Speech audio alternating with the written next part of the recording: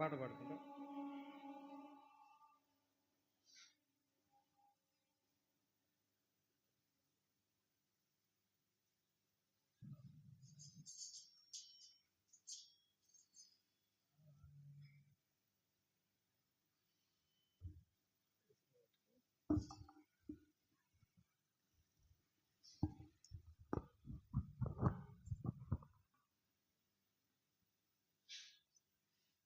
పాట సంఖ్య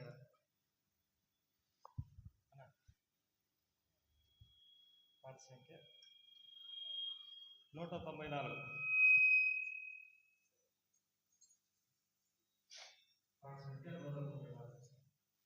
పాట సంఖ్య 194.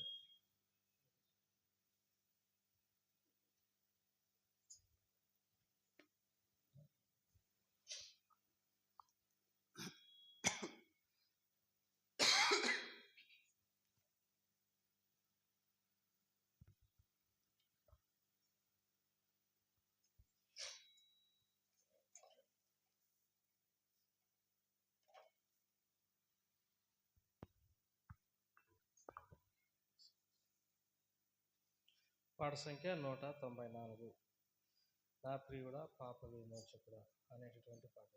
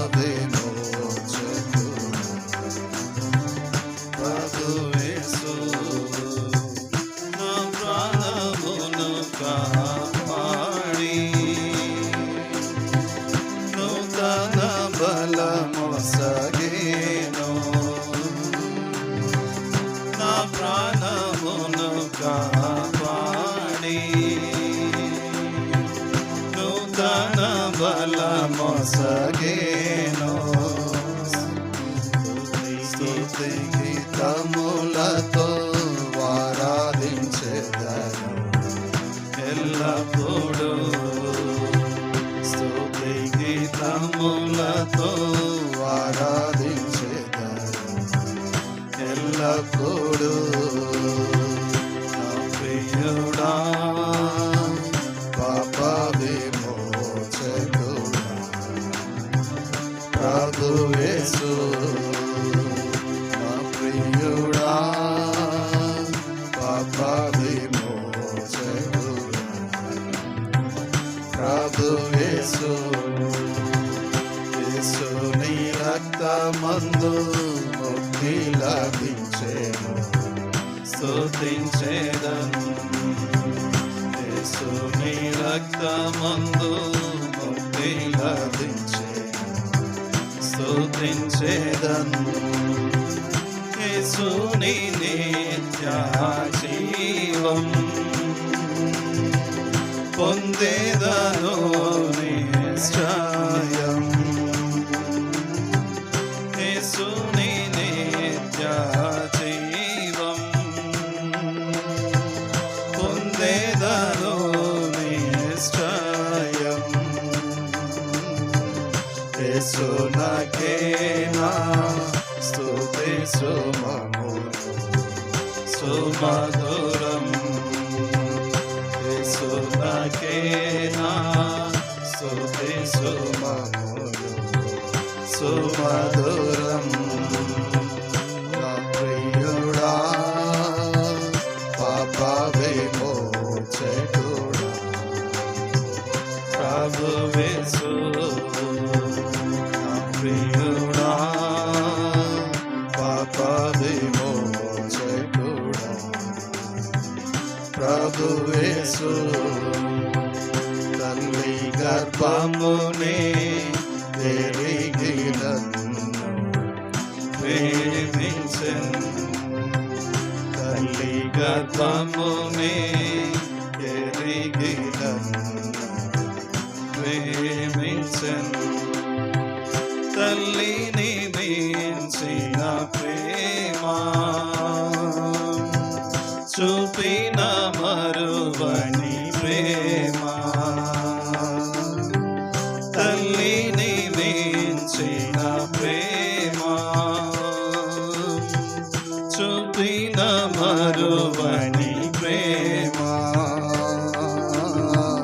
తల్లి మరచిన మరువడేసు నిరతము తల్లి మరచిన మరువడేసు నిరతము ప్రియుడా పాప విమోచకుడా ప్రభు యేసు నా ప్రియుడా పాప విమోచకుడా ప్రభు యేసు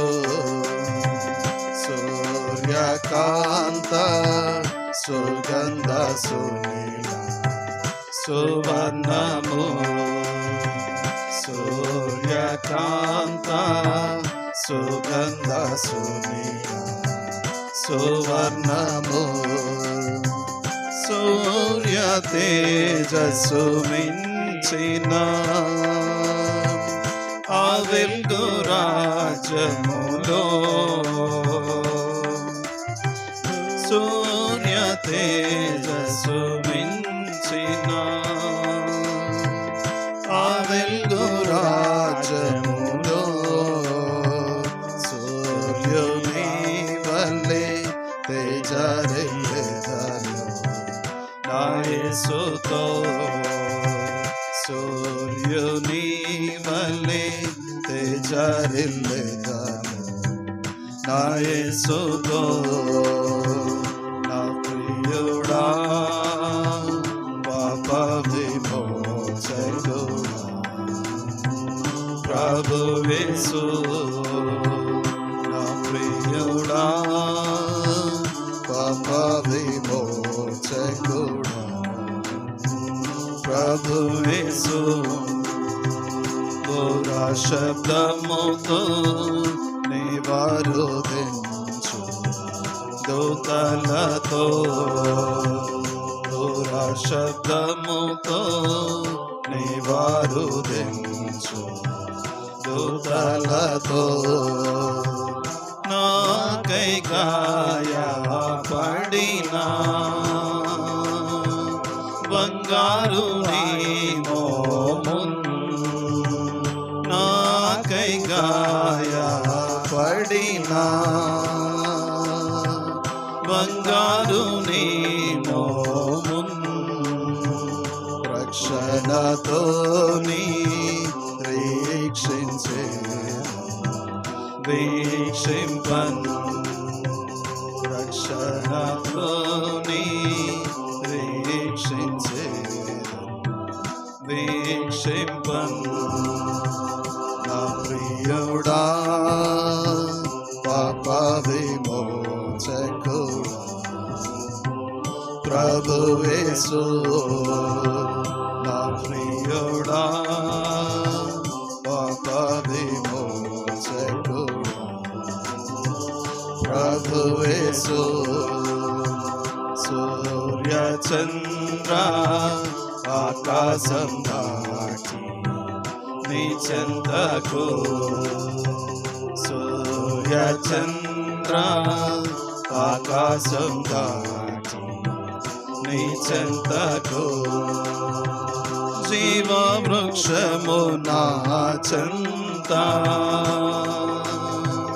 జీవనదిని చేరి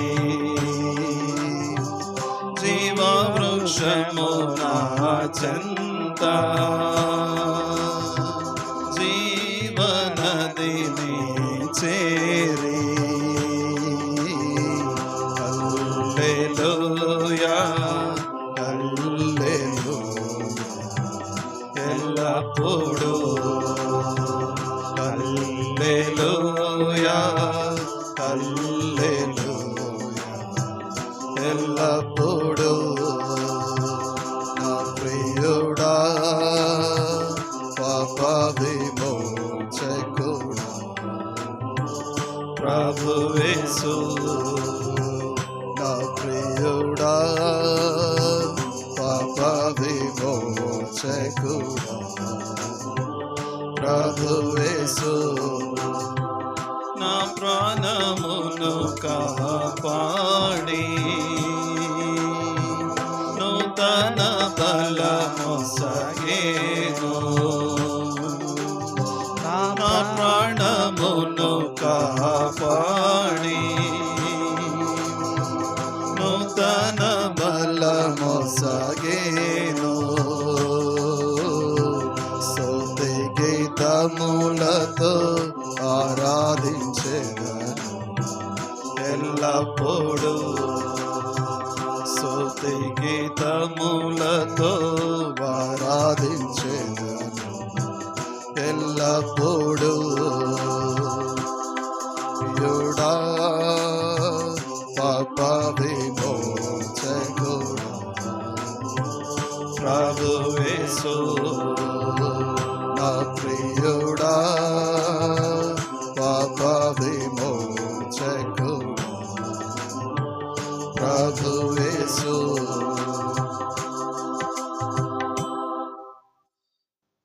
195వ పాట పాడుకుంటాం. 195 పాత పుస్తకాలలో 193.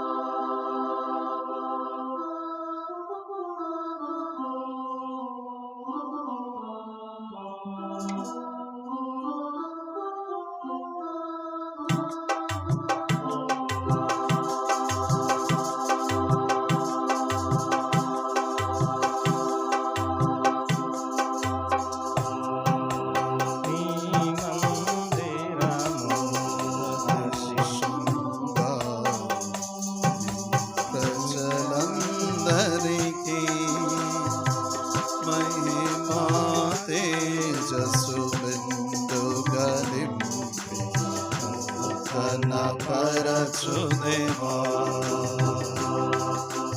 మహిమా తేజస్సు వెందుగని నూతన పరచుదేవా నీ రక్తము చిందించి నూతన జన్మము నీచి నీ రక్తము చిందించి నూతన జన్మము నీచి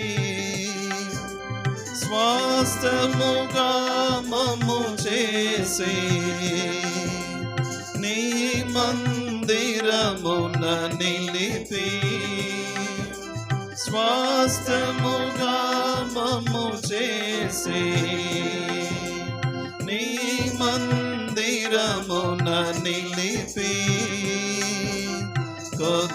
కొదువలయందు కృప చూపించి తృప్తిగా పోషించితివి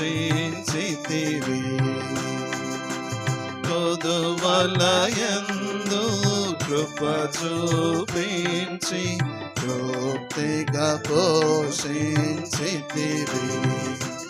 మహిమా మహిమా మహిమా నీకే మహిమా మహిమా మహిమా నీకే నీ మందిరము అతి శృంగారం ప్రజలందరికీ మహిమా తేజస్సు మెందుగని నూతన పరచుదేవా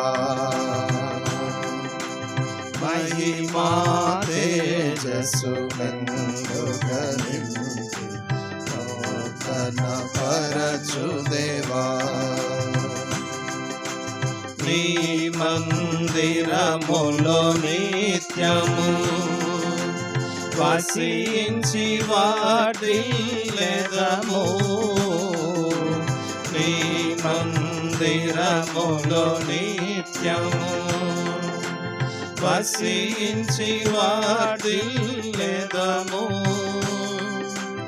అనుదినము స్తుతించి నూతన బలమును పొంది అనుదినము స్తుతించి నూతన బలమును పొంది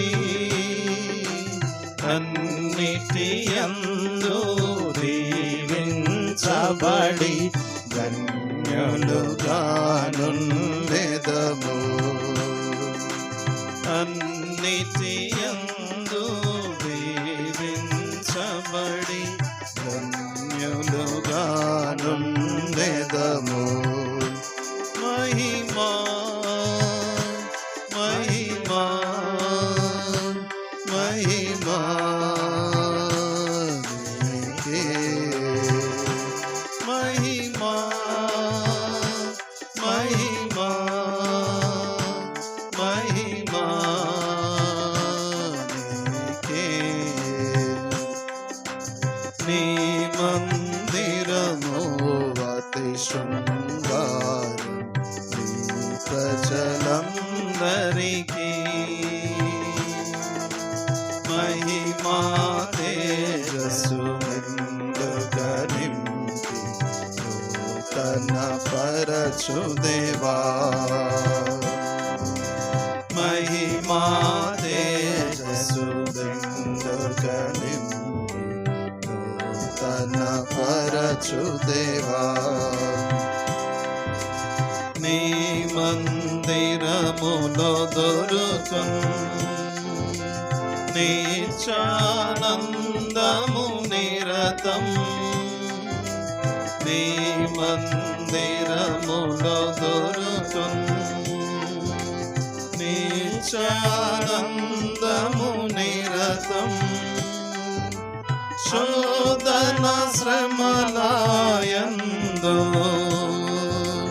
కదలక స్థిరముగా నిలచు. శోధన శ్రమలయందు కదలక స్థిరముగా నిలచు. అంతములేని అద్భుతమైన ఆదరణ పొందెదము. అంతములేని అద్భుతమైన ఆదరణ పొందెదము. మహిమా మహిమా మహిమా నీకే. మహిమా మహిమా మహిమా నీకే. నీ మందిరము అతి శృంగారం, నీ ప్రజలందరికీ మహిమా తేజస్సు మెండుగా నింపి నూతన పరచు దేవా. మహిమా తేజస్సు మెండుగా నింపి నూతన పరచు దేవా. కోల్పోతిమి నీ మహిమను మాతిక్రమముల వలన. కోల్పోతిమి నీ మహిమను మాతిక్రమముల వలన. క్షమించు నింపుము దేవా మహాప్రభావ మహిమను. క్షమించి నింపుము దేవా మహాప్రభావ మహిమను. మునుపటి మహిమను మించిన మహిమతో నిండుగా నింపుము దేవా. మునుపటి మహిమను మించిన మహిమతో నిండుగా నింపుము దేవా. మహిమా మహిమా మహిమా నీకే. మహిమా మహిమా మహిమా నీకే. నీ మందిరము అతి శృంగారం, నీ ప్రజలందరికీ మహిమా తేజస్సు మెండుగా నింపి నూతన పరచు దేవా. మహిమా తేజస్సు మెండుగా నింపి నూతన పరచు దేవా. అంతము వరకు మమ్ము సజీవరాళ్ళవలె నుంచి. అంతము వరకు మమ్ము సజీవరాళ్ళవలె నుంచి. కట్టుము ఆత్మ మందిరము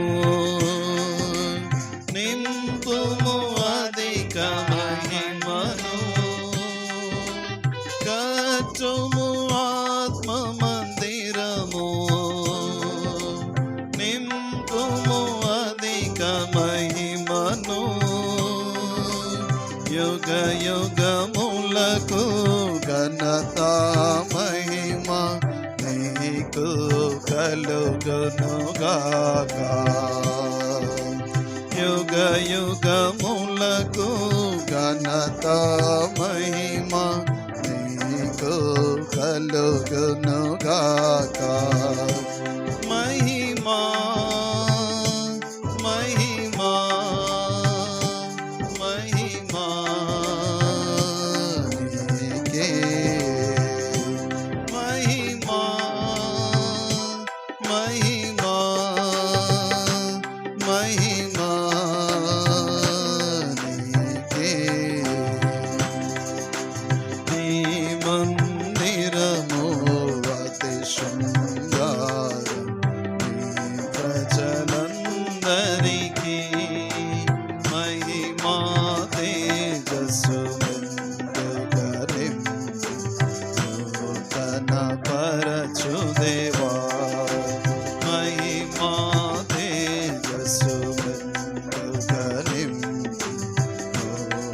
ఘనపరచు దేవా. చిన్న పాట కొన్ని వచనాలు పాడతాను, ఆ తర్వాత దేవుని వర్తమానం అవుతాం.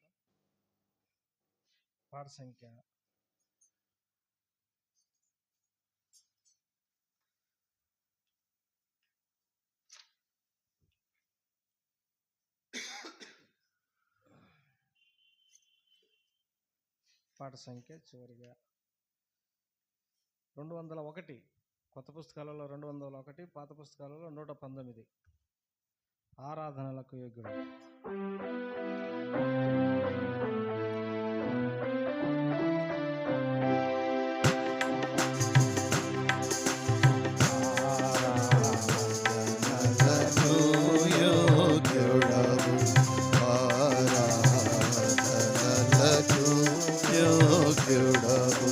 స్తుతి గీతంబులకు పాత్రుడవు, స్తుతి గీతంబులకు పాత్రుడవు.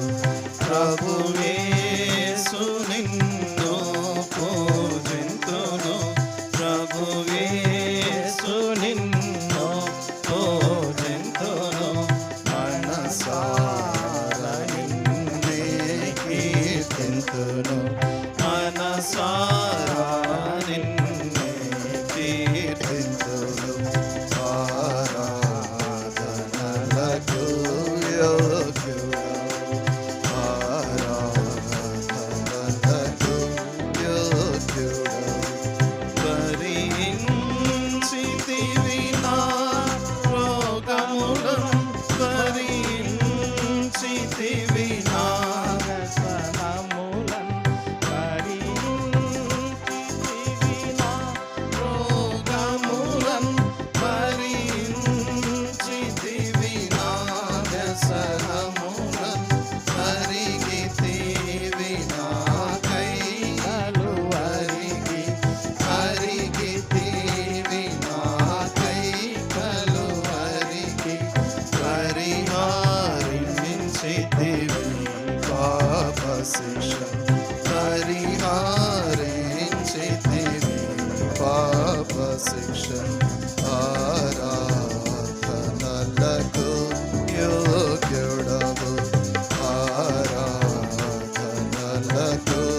యోగ్యుడవు. అతిక్రమములకై గాయపడి, ఆ దోషములకై కోర్చబడి, నా అతిక్రమములకై గాయపడి, నా దోషములకై కోర్చబడి, చిందిన సిలువా రక్తములో, చిందిన సిలువా రక్తములో నా దారిద్ర్యము తొలగించితివి, నా దారిద్ర్యము తొలగించితివి. ఆరాధనలకు యోగ్యుడవు, ఆరాధనలకు యోగ్యుడవు. నశించిన నన్ను వెదకితివి, నశించిన నన్ను వెతికితివి, నశించిన నన్ను వెదకితివి, నశించిన నన్ను వెతికితివి. నా శాపమును చూపించితివి, నా శాపమును చూపించితివి. నీ శాంతముతో క్షమించితివి, నీ శాంతముతో క్షమించితివి. ఆరాధనలకు యోగ్యుడవు, ఆరాధనలకు యోగ్యుడవు. స్తుతి గీతంబులకు పాత్రుడవు, స్తుతి గీతంబులకు పాత్రుడవు. ప్రభు యేసు నిన్ను పూజింతును, ప్రభు యేసు నిన్ను పూజింతును మనసారా నిన్నే కీర్తింతును మనసారా నిన్నే కీర్తింతును ఆరాధనలకు యోగ్యుడవు ఆరాధనలకు యోగ్యుడవు.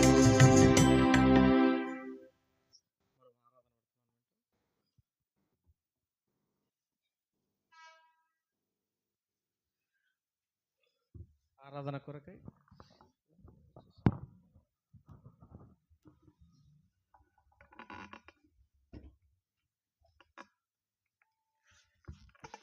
కొరకై దేవుని వాక్యంలో ఉండి చిన్న వాక్య భాగాన్ని చదువుకుంటాం. యోహాను సువార్త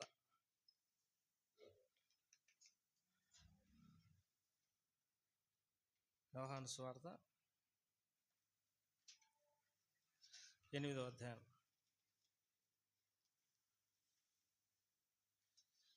యోహాను సువార్త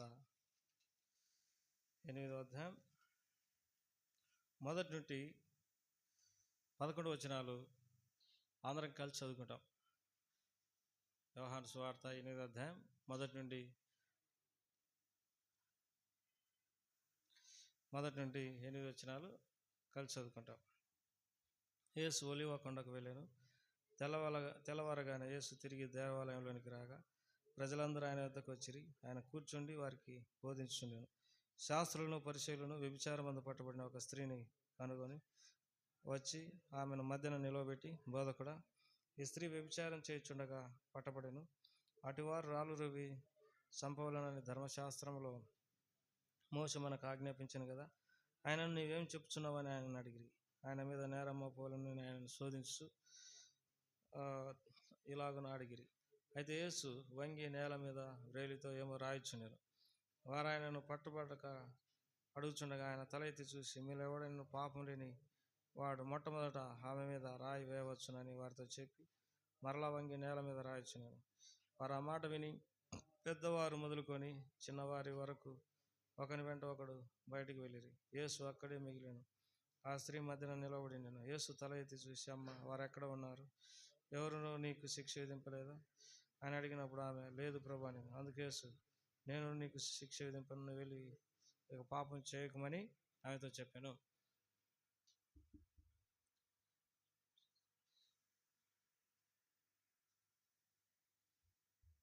ప్రార్థన చేసుకుంటాం. ప్రేమగల తండ్రి, దయగల ప్రభా, స్తోత్రములు, మీ ఘనమైన నామమునకు కృతజ్ఞతలు చెల్లిస్తూ ఆరాధిస్తూ భయపరుస్తున్నాం. ఈ సమయంలో నిన్ను ఆరాధించడానికి ప్రభా, నీ ప్రేమను పాడుకోవడానికి ఇచ్చిన కొరకే స్తోత్రములు. ఇంతవరకు మీరు మాకు తోడుగా ఉన్న దేవుడు అయినందుకే స్తోత్రములు. మరి వర్తమానం దయచేయండి. ఆత్మలో పురికొల్పబడినటువంటి వారమై నిన్ను ఆరాధించడానికి సహాయపడుతున్నాను. దయగల దేవ, మరి మీ ఆత్మ మా మధ్య నుంచి మనం వేడుకుంటూ ప్రతి కార్యంలో నీకు లయం చేయమని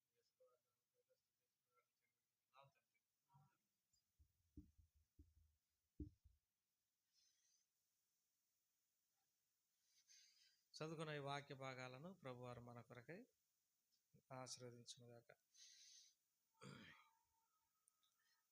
మనము ఆదివారం ప్రభువును మొట్టమొదటిగా ఆరాధన చేస్తాం. కాబట్టి ఆరాధన వర్తమానం కొరకే మనం యోహాను సువార్త 8వ అధ్యాయంలో ఈ వాక్య భాగాలను చదువుకున్నాం. మరి యేసు ఒలీవ కొండకు వెళ్ళిన మొదటి వచనం. తెల్లవారుగానే యేసు తిరిగి దేవాలయంలోనికి రాగా ప్రజలందరూ ఆయన వద్దకు వచ్చిరి. కనుక ఆయన కూర్చుని వారికి బోధించుండెను. శాస్త్రులు పరిచయులు వ్యభిచారమందు పట్టబడిన ఒక స్త్రీని తోడుకొని వచ్చి ఆమెను మధ్యన నిలబెట్టి, ప్రభువా, ఈ స్త్రీ వ్యభిచారం చేయుచుండగా మరి పట్టుబడెను. అటు వారు రాళ్ళు రువి చంపవలెనని ధర్మశాస్త్రంలో మోషే మనకు ఆజ్ఞాపించను కదా, ఆయనను నీవేమి చెబుతున్నావని ఆయనను అడిగిరి. ఇక్కడ ఒక సంఘటన. యేసు రాత్రంతా యేసు ప్రభు ఒలీవ కొండ మీద ప్రార్థన చేసుకున్నాడు. తెల్లవారగానే ఆయన తిరిగి దేవాలయంలోనికి వచ్చినాడు. ఆయన అలవాటు ఏంటిదని అంటే బోధించడం. ఆయన అలవాటులో ఒకటి ఏంటిది? బోధించడం. ఆయన అలవాటు ప్రకారం మరి దూరంగా అరణ్యమునకు లేక కొండకు పోయి ప్రార్థన చేసుకునేటటువంటి వాడు. కాబట్టి ఆయన బోధ చేస్తూ ఉన్నాడు. బోధ చేస్తూ ఉన్నప్పుడు శాస్త్రులు పరిచయులు వ్యభిచారమందు పట్టబడిన ఒక స్త్రీని తోడుకొని వచ్చి ఆమెను నిలవబెట్టిరి. శాస్త్రులు పరిచయులు వీరు ఆ దినాలలో మరి ఎంతో పేరు ప్రఖ్యాతులు ప్రజలలో కలిగినటువంటి వారు, ఘనత కలిగినటువంటి వారు, బోధకులని పిలువబడేటటువంటి వారు. ఈ సంగతి మనము మరి యోహాను సువార్తలో చదువుకుంటాం. యోహాను సువార్త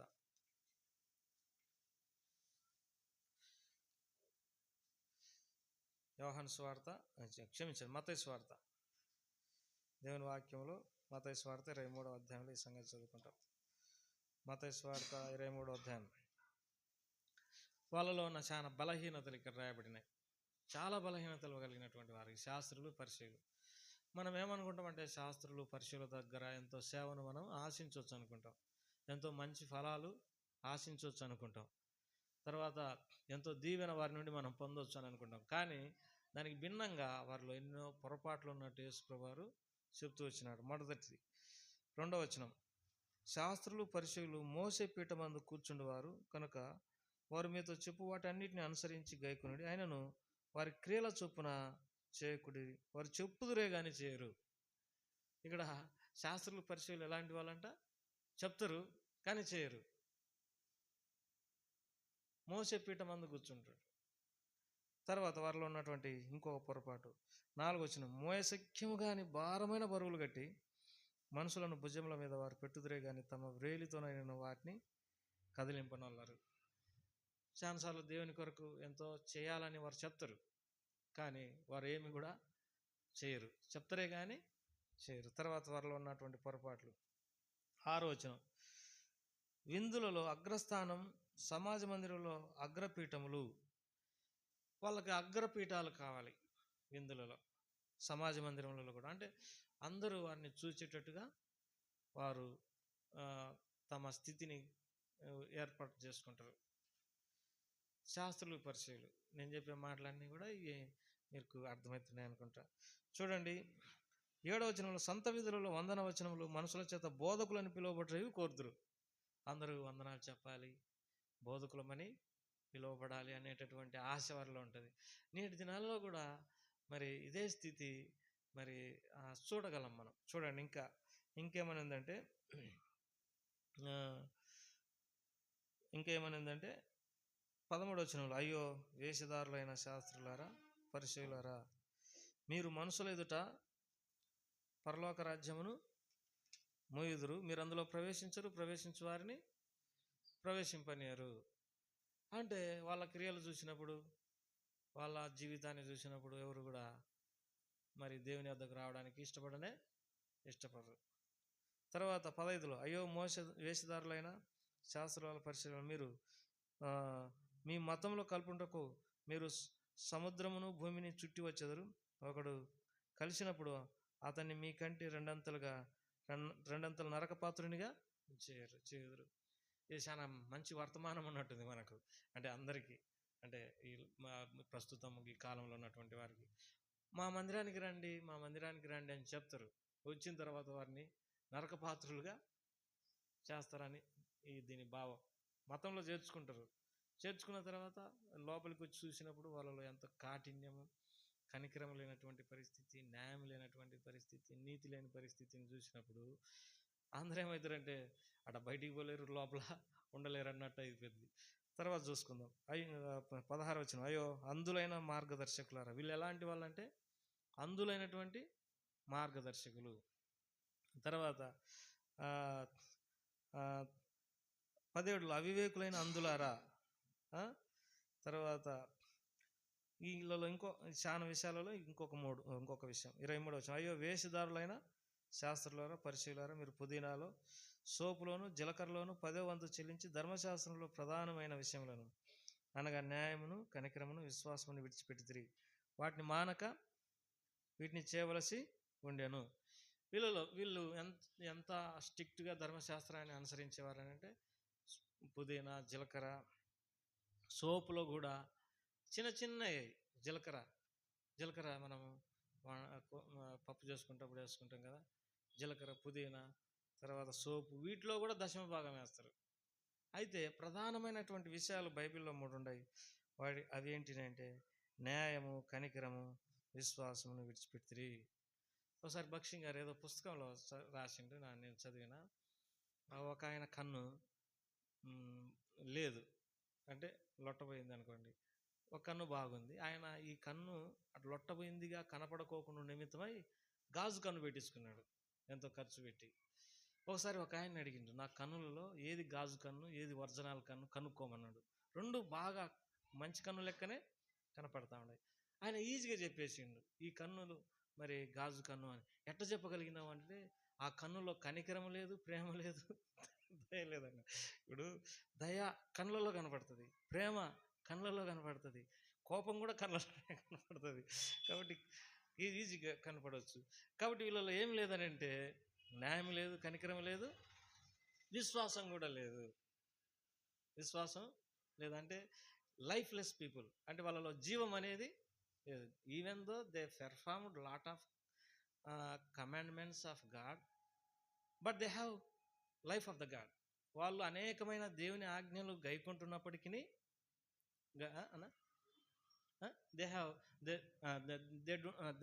they don't have life of the God. వాళ్ళు ఏం లేదని అంటే కనికరము లేదు, నీతి లేదు, విశ్వాసము లేదు. కాబట్టి తర్వాత ఇంకొక విషయం ఏంటంటే, వాళ్ళలో వాళ్ళు చాలా విషయాలలో పొరపాట్లు కలిగినట్టుగా మరి దేవుని వాక్యంలో చూడగలం. వాళ్ళు ఏం చేసిండ్రంటే, ఒక వ్యభిచారమందు పట్టబడినటువంటి ఒక స్త్రీని యేసుప్రభు దగ్గరికి తెచ్చుకొని వచ్చింది. శాస్త్రులు, పరిచయులు. ఎవరు? శాస్త్రులు, పరిచయులు. వ్యభిచారం అనేది ఒకరు చేసేటటువంటి పని ఏమీ కాదు. వ్యభిచారమందు పురుషుడు చేసినా, స్త్రీ చేసినా వాళ్ళిద్దరిని కొట్టవాలనని ధర్మశాస్త్రంలో, రాళ్లతో కొట్టి చంపవాలనని దేవుని వాక్యంలో రాయబడింది. ఇప్పుడు ఒక వ్యక్తిని ఎట్లా తీసుకుని వచ్చినారని అంటే, ఇప్పుడు ఈ సమస్య ప్రభు మీదకి తీసుకురావడానికి వారి యొక్క ముఖ్య ఉద్దేశం, ఇద్దరిని తీసుకురావాలి కదా, వ్యభిచారమందు పట్టబడినటువంటి స్త్రీని, పురుషుణ్ణి. కానీ ఇక్కడ ఒక్కరినే తీసుకొని వస్తా ఉన్నారు.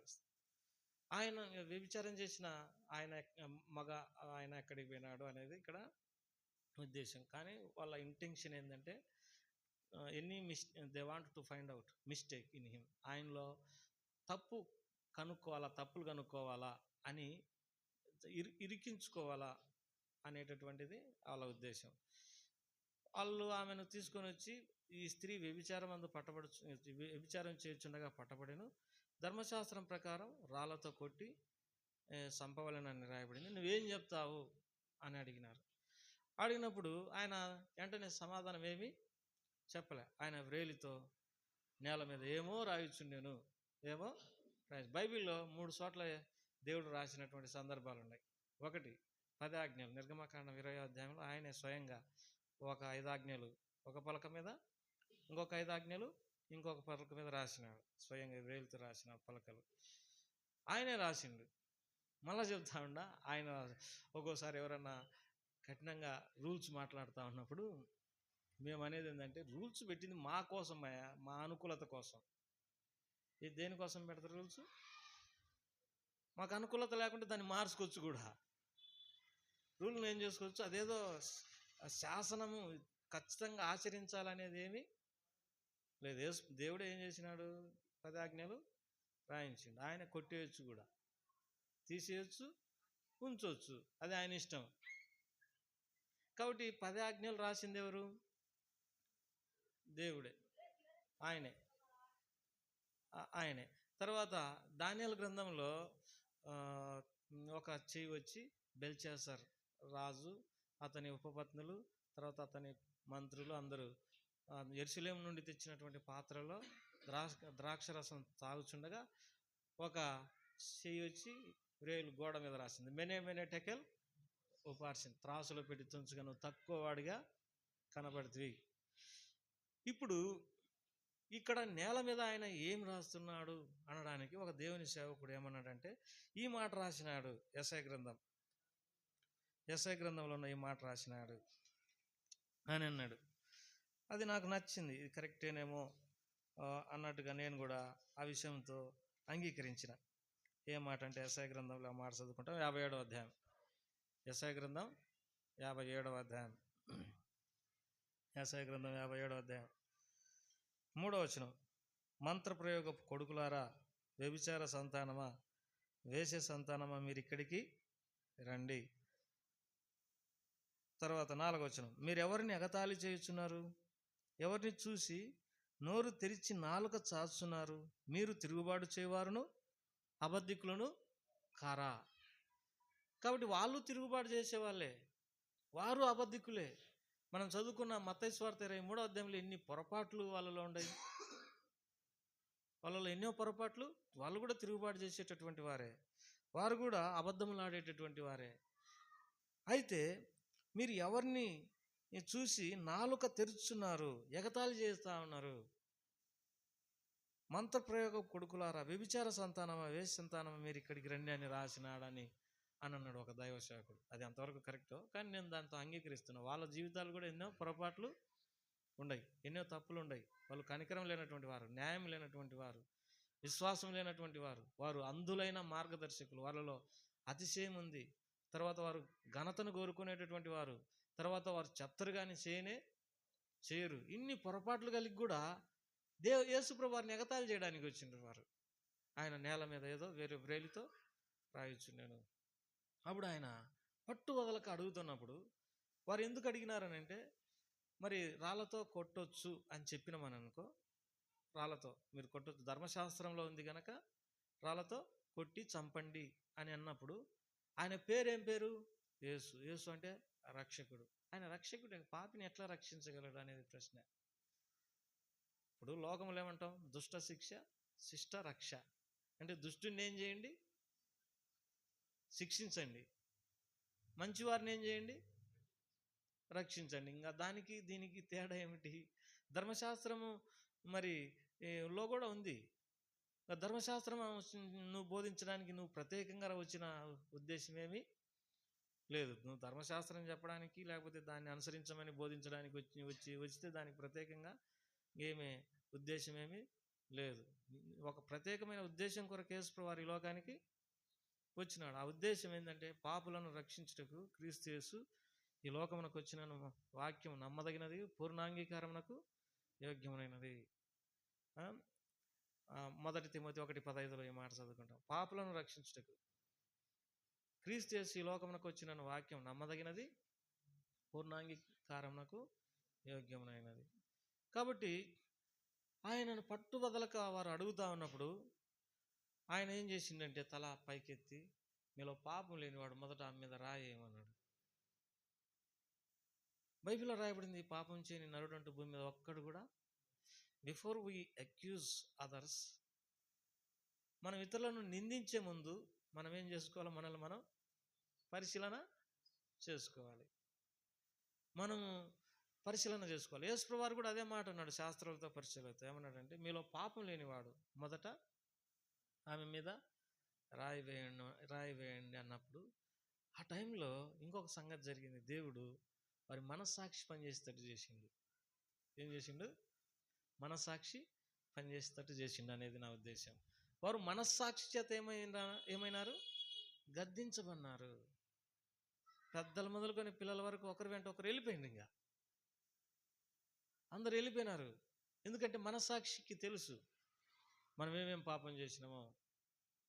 మనస్సాక్షి ఒకదాని మీద ఒకటి ఏం చేస్తుంది? నేరము మోపుతుంది. మనస్సాక్షి గద్దిస్తుంది. మనస్సాక్షి ఏం చేస్తుంది? గద్దిస్తుంది. అయితే మనస్సాక్షి గద్దించినప్పుడు లేకపోతే మనస్సాక్షి నేరం మోపినప్పుడు సరి చేసుకునేటటువంటి వ్యక్తులు వారు ఒక రకంగా మంచిగా తయారు కావడానికి అవకాశం ఉన్నటువంటి వాళ్ళే. అయితే కొంతమంది మనస్సాక్షి ఎట్టుంటుందని అంట, నిర్మలమైన మనస్సాక్షి ఉంది. పౌలు అంటూ నేను నేటి వరకు మంచి మనస్సాక్షితో ఆయనను సేవిస్తున్నానని అంటాడు. నిర్మలమైన మనస్సాక్షి, మంచి మనస్సాక్షి, వాత వేయబడినటువంటి మనస్సాక్షి, అపవిత్రమైన మనస్సాక్షి కూడా ఉంది. ఆ మాట చదువుకుంటాం. తిమోతికి రాసిన పత్రికలో ఆ మాట చదువుకుంటాం. తిమోతికి రాసిన పత్రిక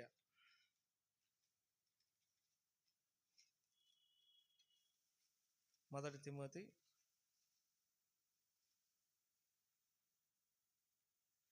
ఆ, మొదటి తిమోతి మొదటి అధ్యాయంలో ఒక మాట రాయబడింది, 18వ వచనం. నా కుమారుడైన తిమోతి, నువ్వు విశ్వాసమును మంచి మనస్సాక్షి కలిగిన వాడవై. నిజంగా మంచి మనస్సాక్షి, ఈ మాట అందరం చెప్పలేము. మన మనస్సాక్షి ఎన్ని విషయాలలో మనం తప్పిదస్తులమని మరి దోషారోపణ మన మీద చేస్తుందో, నేరం మోపుతుందో. మంచి మనస్సాక్షి. తర్వాత ఆ, ఆ, ఇంకొక మాట కూడా ఈ 2వ అధ్యాయంలో చదువుకుంటాం. మంచి మనస్సాక్షి. తర్వాత కొంచెం ఆగండి, వాత వేయబడిన మనస్సాక్షి అని కూడా చదువుకుంటాం. నిర్మలమైన మనస్సాక్షి. తర్వాత ఈ మనస్సాక్షి మనము మంచి మనస్సాక్షి కలిగి ఉండాలా. 3 కరెక్ట్ అన్న, 3:9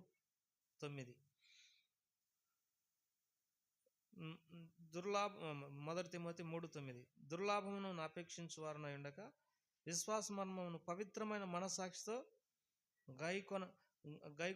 గైకొని వారై. పవిత్రమైన మనస్సాక్షి. ఇదే మనస్సాక్షి, పవిత్రమైన మనస్సాక్షి.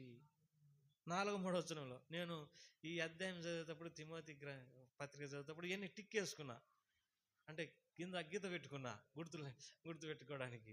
కాబట్టి ఈ 4వ అధ్యాయం 3వ వచనం, ఆ అబద్ధికులు వాత వేయబడిన మనస్సాక్షి గలవారై. పవిత్రమైన మనస్సాక్షి, మంచి మనస్సాక్షి, గద్దించే మనస్సాక్షి, నేరారోపణ చేసే మనస్సాక్షి, వాత వేయబడిన మనస్సాక్షి. తర్వాత పౌలు ఒక మాట అంటాడు అపోస్తుల కార్యంలో, నిర్మలమైన నేటి వరకు నేను నిర్మలమైన మనస్సాక్షితో దేవుణ్ణి సేవిస్తున్నానని అంటాడు. ఎంత మంచి మాట. ఆ మాట చదువుకుందాం.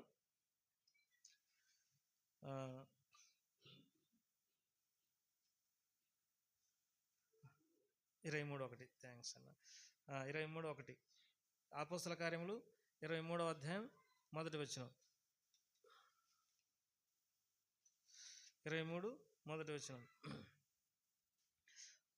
పౌలు మహాసభ వారిని తేరి చూసి, సహోదరులారా, నేటి వరకు కేవలం మంచి మనస్సాక్షి గలవాడనై దేవుని ఎదుట నేను నడుచుకొనుచున్నాను. ఎంత శ్రేష్టమైనటువంటి మాట, ఎంత శ్రేష్టమైనటువంటి మాట. మనస్సాక్షి 24:16 కూడా, 24:16 చదవండి ఎవరైనా. ఈ విధమున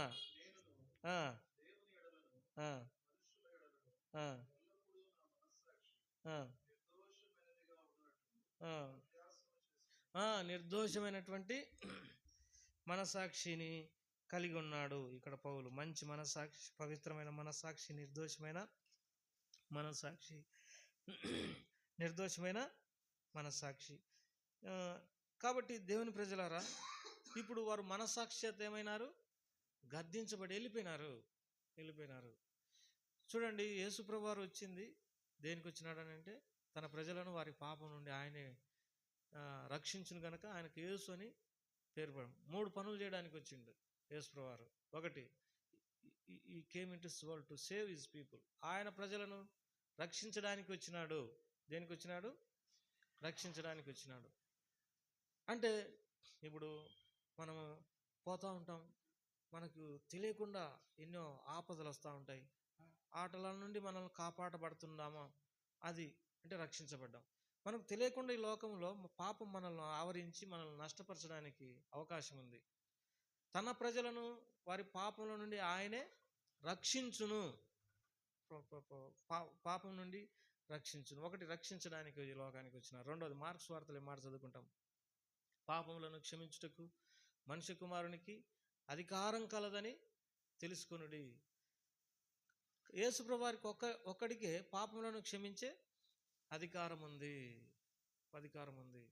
అంటే ఆయన క్షమించగలడు. ఒకవేళ నేను పాపినై ఉండొచ్చు, నేను ఘోరమైన పాపినై ఉండొచ్చు, నా పాపములు తల్లిదండ్రులు క్షమించక మనసులో పెట్టుకోవచ్చు, బంధువులు క్షమించుకోకుండా మనసులో పెట్టుకోవచ్చు, తర్వాత స్నేహితులు క్షమించుకోకుండా అవసరం వచ్చినప్పుడు వాళ్ళ నా పాపాన్ని గురించి మాట్లాడి నన్ను చులకనగా ఎంచవచ్చు. కానీ యేసుప్రభువు వారు క్షమించేటటువంటి దేవుడు.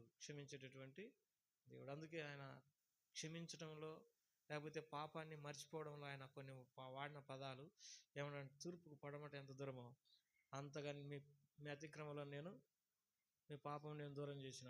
తూర్పుకు పడమ ఎంత దూరం ఎవరికి తెలియదు, కానీ ప్రభువారు మన అతిక్రమాలను పాపములను అంత దూరం చేసేసినాడు. తర్వాత మరి నా వీపు వెనక మీ పాపాలు పడవేసినాను అన్నాడు. మన వీపు మనకు కనపరాదు అంటే నేను గుర్తు చేసుకోను. సముద్ర అగాధంలో పడవేసినాడు అని సముద్ర అగాధంలో మన పాపంలో ఏం చేసినట్ట పడేసినాడండి. క్షమించుటలో ఆయనతో సముడైనటువంటి వాడు ఎవరు కూడా లేడని దేవుని వాక్యంలో రాయబడింది. అందుకే భక్ష్యం గారు వాక్యం చెప్పిన తర్వాత ఏమంటాడంటే, make sure that your sins are for given.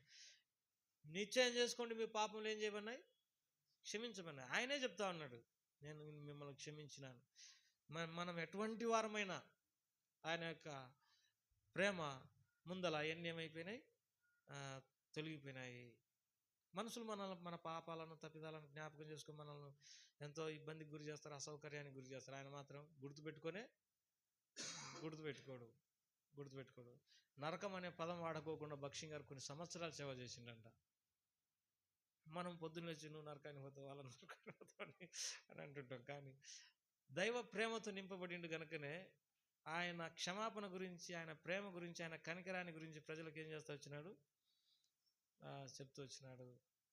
కాబట్టి మరి ఇప్పుడు మరి యేసుప్రభువు వారు ఆ స్త్రీతో ఏమన్నాడంటే, అమ్మ ఎవరును నిన్ను శిక్షించలేదా, నేను కూడా నిన్ను శిక్షించను, ఇక వెళ్ళిపోయి పాపము చేయకమన్నాడు. మన ప్రభువారు మరి ఎంత పాపినైనా క్షమించి క్షమాపణ అనుగ్రహించేటటువంటి వాడు. ఒకటి, ఆయన మన పాపంలో నుండి, తన ప్రజలమైన మన పాపంలో మనల్ని రక్షించువాడు, మన పాపములను మరి క్షమించే అధికారం కలిగినటువంటి వాడు. తర్వాత మన పాపంలో నుండి మనం రక్షించవచ్చు, మన పాపాలు క్షమించవచ్చు. కానీ జన్మ కర్మ పాపాలు కలిగినటువంటి వారి మనం, జన్మ పాపం ఉంది, కర్మ పాపం ఉంది. ఈ పాపాలకు ప్రాయశ్చిత్తం తప్పక ఏం చేయబడాలా, తప్పక చేయబడాల్సిందే. ఇప్పుడు క్షమించినానన్నా సరిపోదు, తర్వాత నిన్ను రక్షిస్తానన్న పాపం నుండి అన్నా సరిపోదు. జన్మ పాపానికి కర్మ పాపానికి ప్రాయశ్చిత్తం చేయబడాలా. ఇప్పుడు తెలియక అంతకుముందు కోపంతో ఎవరినో చంపింటాం, ఇప్పుడు ఆ పాపానికి ఏం చేయబడాలా, ప్రాయశ్చిత్తం చేయబడాల్సిందే. అర్థమవుతుంది కదా. లేకపోతే మన వలన ఎవరైనా చనిపోయి ఉండొచ్చు, నష్టానికి గురి ఉండొచ్చు, తర్వాత ఇబ్బందుల పాలై ఉండొచ్చు. ఆ పాపం అంతటికి ఏం కావాలా, ప్రాయశ్చిత్తం. మనం రియలైజ్ చేసినాం నేను తప్పు చేసినానని, కానీ ఇప్పుడు దానికి ఏం కావాలా, ప్రాయశ్చిత్తం. అందుకే మొదటి యోహాను 2వ అధ్యాయంలో మాట రాయబడింది, ఆయనే మన పాపములకు ప్రాయశ్చిత్తమై ఉన్నాడు, శాంతికరమై ఉన్నాడు. మన పాపములకే కాదు, సర్వలోకంలో ఉన్నటువంటి మానవుల పాపాలకు ఆయన ఏమై ఉన్నాడు, శాంతికరమైన, లేకపోతే ప్రాయశ్చిత్తమై ఉన్నాడు. కాబట్టి మన పాపాలకు ప్రాయశ్చిత్తం చేయగలిగినటువంటి దేవుడు యేసుప్రభువారు. ఎవరు మన పాపాలకు ప్రాయశ్చిత్తం చేయగలిగిన. మనం అడగాల, ప్రభా నా జన్మ పాపం, కర్మ పాపం, ఈ పాపానికి ఏం చేయి, ప్రాయశ్చిత్తం కలగజేయి. తర్వాత ఆయన ఎవరునంటే, మరి ప్రకటన గ్రంథం 1వ అధ్యాయం 6వ వచనంలో మనలను ప్రేమించి తన రక్తం వలన మన పాపముల నుండి మనల్ని విడిపించిన వానికి, విడిపించువాడు. మనం పాపం చేయకోకుండా ఉండలేము. ఒక వ్యక్తి ఒక వ్యసనం కలిగి ఉంటే అదే వ్యసనం కొరకు ఏం చేస్తూ ఉంటాడు, ఇబ్బంది పడతా ఉంటాడు. కానీ విడిపించువాడు, తన రక్తం వలన విడిపించువాడు.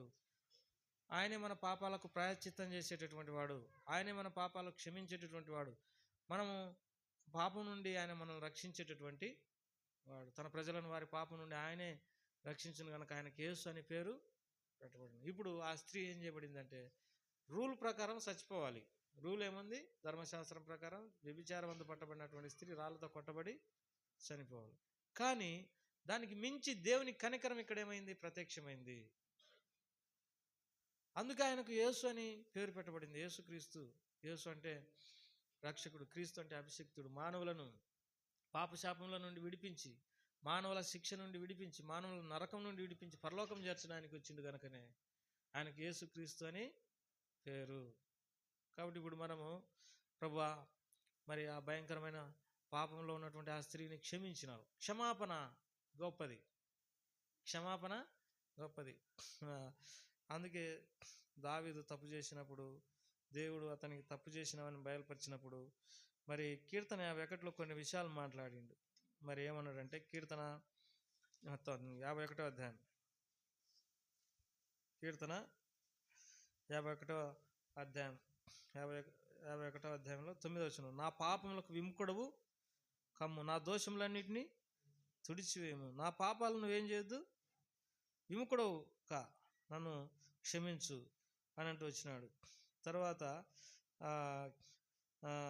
రక్షణానందం నాకు మరలా దయచేయము. ఆ మాట 12వ వచనంలో చదువుకుంటాం. నీ రక్షణానందం నాకు మరలా పుట్టించుము, సమ్మతి గల మనసు కలగజేసి నన్ను దృఢపరచుము. ఎవరైతే పొరపాట్లు తప్పిదాలు చేసేటటువంటి వారుగా ఉంటారో వారికి సమ్మతి గల మనస్సు ఉండదు. మన స్థితి మనకు అర్థమైపోద్ది. నాకు సమ్మతి లేదు, నెమ్మది లేదు అనుకో. ఎప్పుడన్నా నేను బాగా దిగులు పడతా ఉన్నప్పుడు ప్రజలు లేట్గా గమనిస్తారు, నువ్వు ఈరోజు ఏదో లోపల దిగులుతో ఉన్నావు, ఏదో కారణం చెప్పని అడుగుతారు. మనం ఒక వ్యక్తిని గమనించినప్పుడు అతనిలో సమ్మతి గల మనసు ఉందా లేదా అనేది తెలిసిపోద్ది. ముఖంలో ఉన్నటువంటి ఎప్పుడు సంతోషంగా నవ్వుతూ ఉండేటటువంటి వ్యక్తి, లేకపోతే సంతోషంగా ఉండేటటువంటి వ్యక్తి ఈరోజు ఎందుకు దిగులుగా ఉన్నాడు అనే లోపల ఏం లేదు, సమ్మతి గల మనసు లేదు, సమ్మతి గల మనసు లేదు. కాబట్టి ఈ సమ్మతి గల మనసు, ఈ రక్షణానందం, ఉత్సాహ సంతోషములు, ఆయన సన్నిధి అందలి ఆనందం, ఎన్ని దేవుడు క్షమించిన వ్యక్తికి ఇచ్చేటటువంటివి. ఎవరినైతే దేవుడు క్షమిస్తాడో వారి హృదయంలో సమ్మతి గల మనసు ఉంటుంది, వారి హృదయంలో ఉత్సాహ సంతోషములు ఉంటాయి, వారి హృదయంలో వారి హృదయంలో ఉత్సాహ సంతోషములు ఉంటాయి. తర్వాత వారు ఎంతో ఆనందంతో ఉంటారు. ఎందుకంటే నీ సన్నిధిని నిత్య సంతోషం కలదు, నీ ఆనంద ప్రవాహంలోనిది వారికి త్రాగించున్నావు. యేసుప్రభువుని నమ్ముకున్న వాళ్ళనంటే ఎట్టుంటారని అంటే దుఃఖపడే వాళ్ళుగానే ఉన్నారు. నాకు తెలిసినంత వరకు దుఃఖపడతా, చింతపడతా, కృంగిపోతా ఉన్నారు అనేటటువంటి. మరి ఒకసారి భక్సింగ్ గారు ఇంగ్లాండ్లో ఒక చర్చికి పోయిన తర్వాత ఆయన ముందు బయటకు వచ్చి అందరినీ బయట నిలబడుకొని చూస్తున్నాడు. అయితే వాళ్ళ హృదయాలలో ఆనందం లేదు, ముఖంల మీద ఆనందం లేదు. ఓహో, వీళ్ళకు ఆయన అర్థమైంది ఏంటంటే వీళ్ళు దేవుని విషయంలో వీళ్ళకు సందేహాలు ఉన్నాయి, అందుకే వీరి హృదయంలో ఏం లేదు, సంతోషం లేదని కనుకోండి. మనము దేవుని బిడ్డల దగ్గర ఎంతో సంతోషం ఉంటుంది, వాళ్ళ దగ్గర ఎంతో ఆదరణ ఉంటుంది. వాళ్ళ దగ్గర మనం నవ్వుతూ సంతోషంగా ఉన్నప్పుడే కదా ఇతరులకు ఆదరించగలం, ఇతరులను బలపరచగలం. ఇప్పుడు ఆమెకి ఏం దొరికిందండి అంటే రక్షణానందం దొరికింది, పాపక్షమాపణ దొరికింది, ఆ ప్రభు యొక్క క్షమాపణ దొరికింది. కనుక సంతోషభరితురాలైపోయింది. మన ప్రభువారు మరి పాపాత్ములమైన మనల్ని క్షమించినటువంటి వాడు, మన దోషములన్నింటినీ క్షమించినటువంటి వాడు. మనం ఏం లేదు, మనం ఎంత పాపులమైన ఒక మాట చెప్తే సార్, ప్రభా యథార్థంగా చెప్తా ఉన్నా, నేను పాపిని, నన్ను క్షమించు, మరి నా పాపములు క్షమించినా నమ్ముతున్నా అన్నప్పుడు ఆయన దయగలిగినటువంటి దేవుడు. ఇంకొక చిన్న విషయం చెప్పి ముగించేస్తా. ఒకసారి ఇద్దరు చిన్నపిల్లలు, అంటే ఇంట్లో అక్క తమ్ముడు చిన్నపిల్లలు వాళ్ళ అమ్మ పనికి పోయింది. వీళ్ళు ఇంటి బయట ఆడుకుంటున్నారు. అక్క లోపలికి పోయింది, ఇంటికి పోయింది. ఈ చిన్న పిల్లవాడు కట్టె తీసుకొని ఇసిరేస్తే బాతు తగిలింది, అది చచ్చిపోయింది. భయపడి గబగబా ఏం చేసిండంటే ఇటుకలో బూట్స్ పెట్టేసిండు. వాళ్ళ అక్క చూసింది, ఇట్రారా అన్నది. ఏంటంటే మర్యాదగా అంట్లన్నీ గడుగు అన్నది. అంటే ఆడపిల్లలా కడిగేది, మగ పిల్లల నేనెందుకు కడుగుతా అన్నాడు. నువ్వు కడకపోతే అమ్మకు చెప్తా, బాత్రూమ్ చంపిన అక్క చెప్పక కడుగుతానని మళ్ళీ కడిగింది.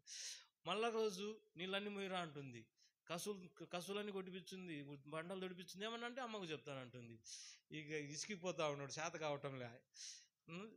చేతకాక ఒకరోజు తీర్మానం చేసుకున్నాడు, నేనే పోయి చెప్తాను, ఇంకా లాభం లేదనుకొని వాళ్ళమ్మ పని నుండి వచ్చదు అనుకుంటాను దూరంగా ఊరి బయటికి పోయి రెండు కాళ్ళు పట్టుకొని ఏడిచి, ఏంది ఏడుచున్నావు అని అంటే, బాతుని చంపినానమ్మా, అదేమైతుందిరా అని ఎత్తుకొని వచ్చింది. ఎత్తుకొని వచ్చి ఆ రోజు చేయలే, నేను చెప్పుకోపోమన్నాడు వాళ్ళ అమ్మకు. అమ్మ వాడు బాతును చంపినాడని వాళ్ళ కూతురు చెప్తే ఇన్ని రోజులు నాకెందుకు చెప్పలేదని జడబట్టుకొని వంచి వీపును బాధింది. మనం యథార్థంగా ఒప్పుకుంటే మన ప్రభు వారు ఏం చేస్తాడు? క్షమించేస్తాడు. ఆయన కఠినాత్ముడేమీ కాదు. కనుక మనం ఇట్టి ప్రేమను జ్ఞాపకం చేసుకుంటూ ప్రభుని ఏం చేద్దాం? ఆరాధన చేస్తాం. ఒక చిన్న పాట పాడుకొని ప్రభుని ఆరాధిస్తాం.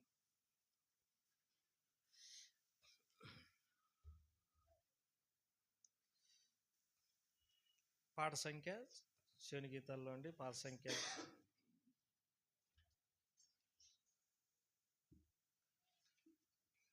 రంగాయకులు రండి. నా పాపములను క్షమించను అనేటటువంటి పాట పాడుకుంటాం. పాట సంఖ్య రంగాయకులు రండి.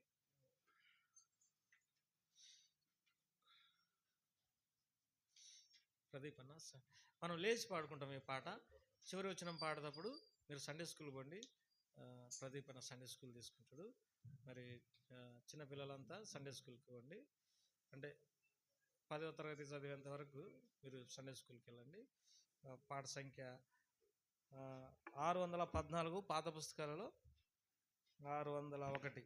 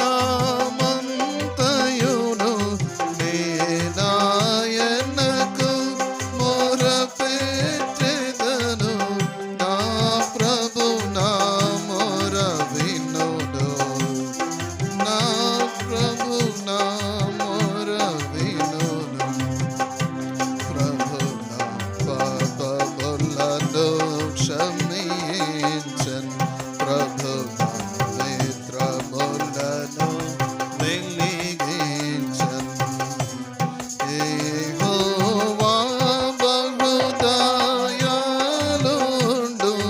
నీతి న్యాయము గల దేవుండు యెహోవా బహుదయాళుండు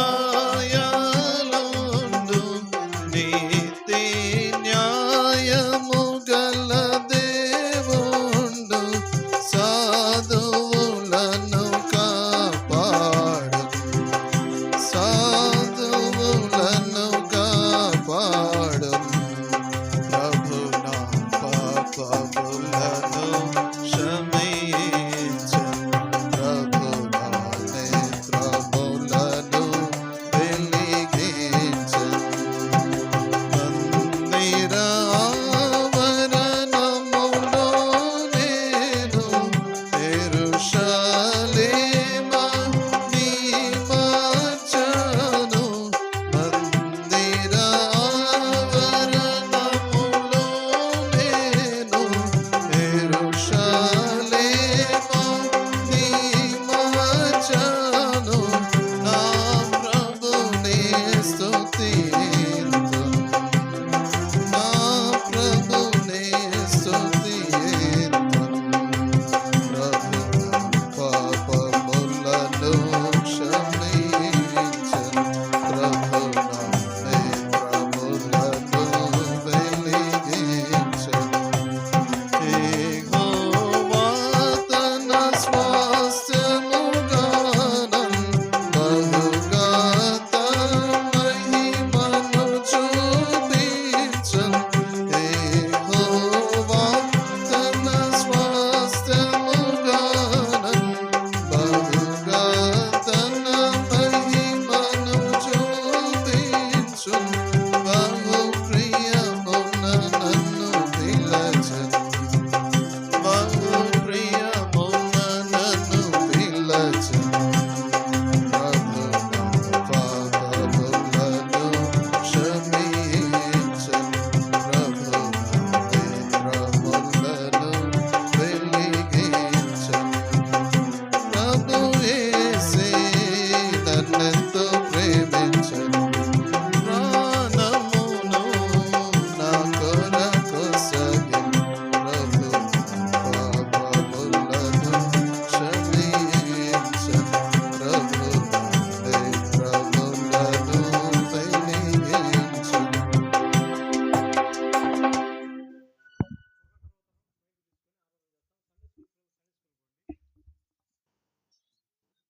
సండే స్కూల్ టీచర్ ఆరాధన చేస్తాడు తర్వాత